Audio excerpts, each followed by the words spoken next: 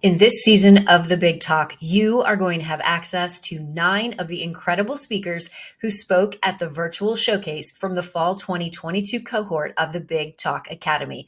Be sure to tune in to all 9 so that you can be fully inspired and see how these change makers, influential voices, and thought leaders are making a difference in the world.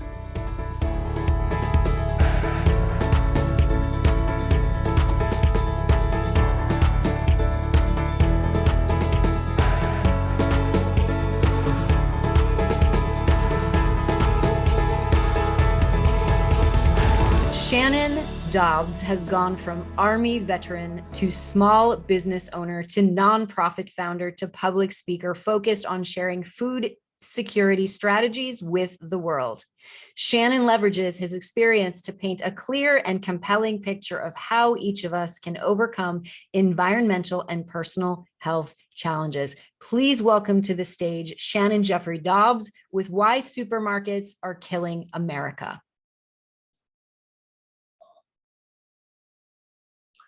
In March 1992, residents of Los Angeles, California, following the televised beating of Rodney King by an LAPD patrol, rioted for several weeks. Police and fire services were suspended throughout LA County as fires raged day and night, and mobs of enraged citizenry rampaged through the city in protest against racial injustice.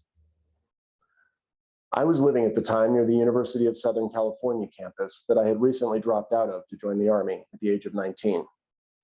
I learned while huddling with friends in a dorm room after my apartment complex was evacuated by campus police that the fire damage included the total destruction of almost every supermarket in South Central Los Angeles, leaving millions of residents without reliable access to critically needed food and other necessities.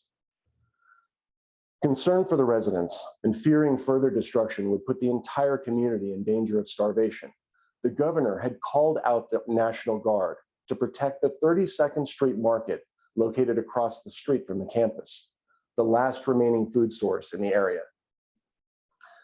Thanks to the bravery of the National Guard detachment, along with the presence of 3 ministers from the local area who stood vigil over the store for several days and peacefully engaged with angry residents to move along, the 32nd Street Market was saved, and a critical pipeline for food distribution into the inner city was preserved.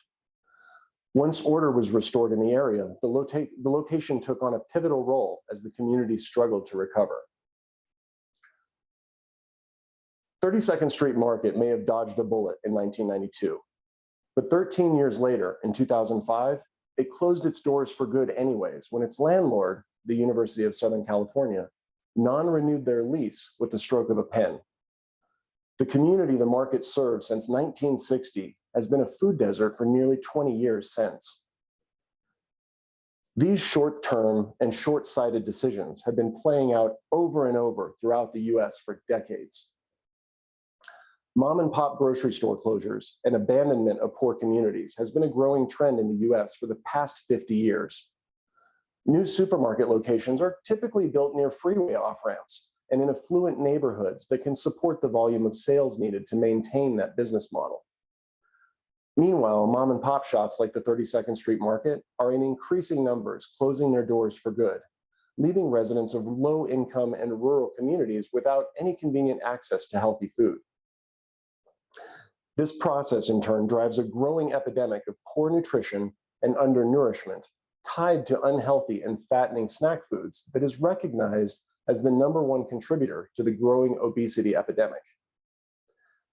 Fast food joints and corner stores typically rush in to fill the vacuum left by these shuttered markets, injecting huge amounts of unhealthy food into communities in an economic phenomenon the USDA has labeled food swamps. Meanwhile, 40% of the food we produce every year ends up in landfills and pig farms across the country, and more than a quarter of that waste comes from retailers. Supermarkets and other commercial food producers in the US have spawned an entire industry of nonprofit organizations called food banks, dedicated to try and divert some of the food waste from retailers for community needs. Despite food diversion efforts by volunteers who have stepped up all over the country, far too much healthy food is still wasted, while unhealthy shelf-stable options like sugary baked goods and candy are the foods that typically last long enough to reach poor families. Food banks have consistently reported not having enough food to meet the growing needs of communities, even before the pandemic. And post-COVID, as we grapple with a new and frightening future, the gap grows bigger every day. Looking at this situation begs a question. Why are modern supermarkets such incredibly inefficient business models? More importantly, are they really our only viable option for food distribution? To answer these questions, we must look back over 90 years to the first supermarkets in America and why they exist. Supermarkets were originally developed by the US in the 1930s as a marketing campaign to showcase America's immense agricultural production capability and therefore economic strength to the world. The focus of the model was, and is to this day, on showing off the massive food production might of the US more than the efficient transfer of goods. And the last thing on planners' minds was conservation of scarce resources. And it worked. Supermarkets and the public reaction to seeing all these shelves piled high with food on TV created a huge swell of support for the form of supply and demand-based economy espoused by the US and our allies. America won the Cold War, and we can thank the farms race more than the arms race for that victory. But at what cost? The US is at a crossroads. Obesity is at an all-time high and continues to rise.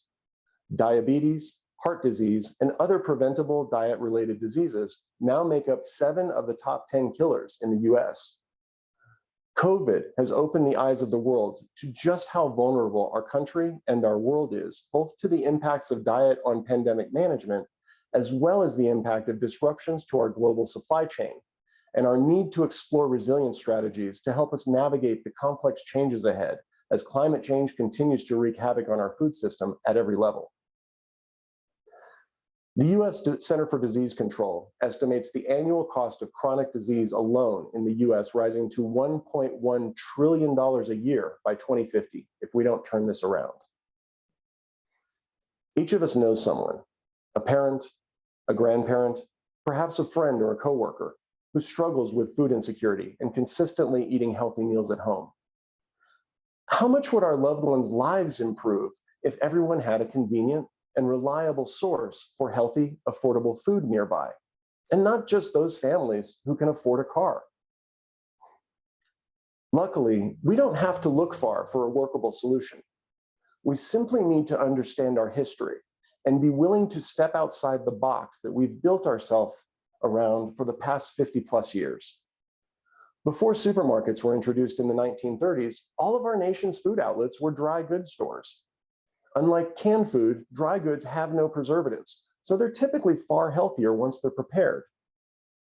Unlike branded and packaged products, dry goods are inexpensive because they can be purchased from many suppliers, and most are able to be sourced locally. Dry goods also include healthy produce, the one type of food we all should eat more of every day, and the food most often reported to be difficult to acquire for poor families due to both cost and access challenges. Food deserts are evidence that supermarkets do not and cannot survive economically in low-income and rural communities. No one is seriously arguing that reality, least of all the major retailers who have for decades abandoned so many poor communities. We also now know that traditional mom and pop shops, often modeled after supermarkets, cannot compete with the economic power of the larger chains. The answer to this challenge is to create a new kind of retail food design that supplements rather than competes, to provide last-mile delivery of commonly used ingredients while avoiding the pitfalls of our make everything available all the time model. America's great challenge of the 20th century was an ideological war between capitalism and communism, a fight over which economic system can better satisfy the needs and wants of the populace that the world was watching. Our great challenge of the 21st century is to figure out how to collectively survive and move beyond the solutions we created to win that war. To move forward as a healthier society, we must embrace the wisdom of our past for solutions to present challenges. Working together, we can create a healthy and equitable food system that works for all of us, not just those with personal vehicles, a functional kitchen, and a flush bank account. Join me at foodsystemhackers.com to learn more about how to make our communities more food resilient. Thank you. So great, Shannon. Amazing, amazing, amazing. I love the set. I love how you took a moment at the very, very top to receive the gift of this audience before you give us yours. It was very clear that you took a moment for yourself, and I was really happy to see that. The slides at the top were so fantastic. They really, really moved the story forward. I was engaged with your storytelling. I was engaged with the slides. I felt a real visceral experience that was happening.